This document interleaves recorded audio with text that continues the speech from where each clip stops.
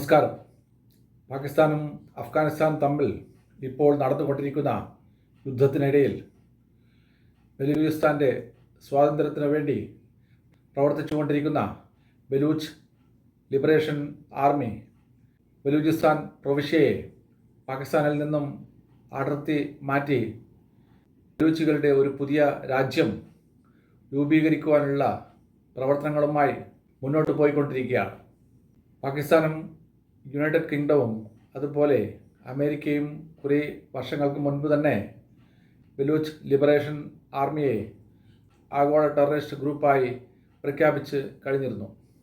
അതോടൊപ്പം തന്നെ Pakistan government Baloch liberation ആർമിയുടെ എല്ലാവിധ ഭീകര പ്രവർത്തനങ്ങളും പാകിസ്ഥാനിൽ നിരോധിച്ചിരുന്നു.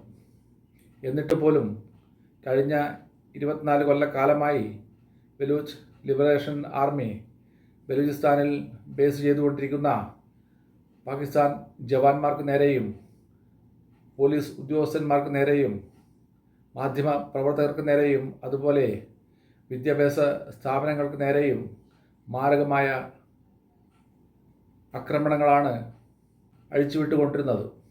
ബലൂചിസ്ഥാനിലെ ജനങ്ങളുടെ അകമഴിഞ്ഞ സഹായത്തോടു കൂടിയാണ് ബലൂചിസ്ഥാൻ്റെ സ്വാതന്ത്ര്യത്തിനു വേണ്ടി ബലൂച്ച് ലിബറേഷൻ ആർമി പാകിസ്ഥാൻ ഗവൺമെൻറ്റിനെതിരെ പോരാടിക്കൊണ്ടിരിക്കുന്നത്. അഫ്ഗാനിസ്ഥാനുമായുള്ള യുദ്ധത്തിൻ്റെ ചിലവിന് പോലും വേണ്ടിയുള്ള പണം ഇല്ലാത്ത പാകിസ്ഥാൻ ഗവൺമെൻറ് ബലൂച്ച് ലിബറേഷൻ ആർമിയുടെ നേതൃത്വത്തിലുള്ള സ്വാതന്ത്ര്യ സമര പോരാട്ടത്തെ നേരിടാൻ വളരെയധികം പണിപ്പെടുക തന്നെ ചെയ്യും. ഇങ്ങനെ അഫ്ഗാനിസ്ഥാനുമായുള്ള യുദ്ധത്തിലും ബലൂച്ച് ആർമിയുടെ നേതൃത്വത്തിലുള്ള സ്വാതന്ത്ര്യ സമരവും നേരിട്ടുകൊണ്ടിരിക്കുന്ന പാകിസ്ഥാൻ ഇപ്പോൾ പാകിസ്ഥാനെതിരെയുള്ള ഇന്ത്യയുടെ ഇൻവോൾവ്മെൻറ്റിനെ രാവും പകലും ഭയപ്പെട്ടുകൊണ്ടിരിക്കുകയാണ്. പാകിസ്ഥാനെതിരെയുള്ള അഫ്ഗാനിസ്ഥാൻ്റെ യുദ്ധത്തിൽ ഇന്ത്യ നഗ്നമായി അഫ്ഗാനിസ്ഥാനെ പിന്തുണച്ചിരുന്നു.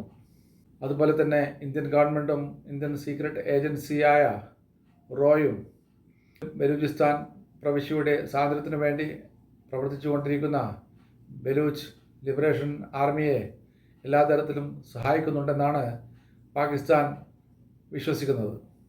ഇന്നത്തെ പാകിസ്ഥാൻ്റെ പരിതാപകരമായ സിറ്റുവേഷനിൽ പാക് ഓക്യുപ്പൈഡ് കാശ്മീരിലേക്ക് എത്രയും പെട്ടെന്ന് തന്നെ ഇന്ത്യൻ മിലിറ്ററിയെ അയച്ച് പാക് ഓക്യുപ്പൈഡ് കാശ്മീരിനെ ബലമായി പിടിച്ചടക്കി ഇന്ത്യയോട് ചേർക്കണമെന്നാണ് ഇന്ത്യൻ ജനത ആഗ്രഹിച്ചുകൊണ്ടിരിക്കുന്നത്.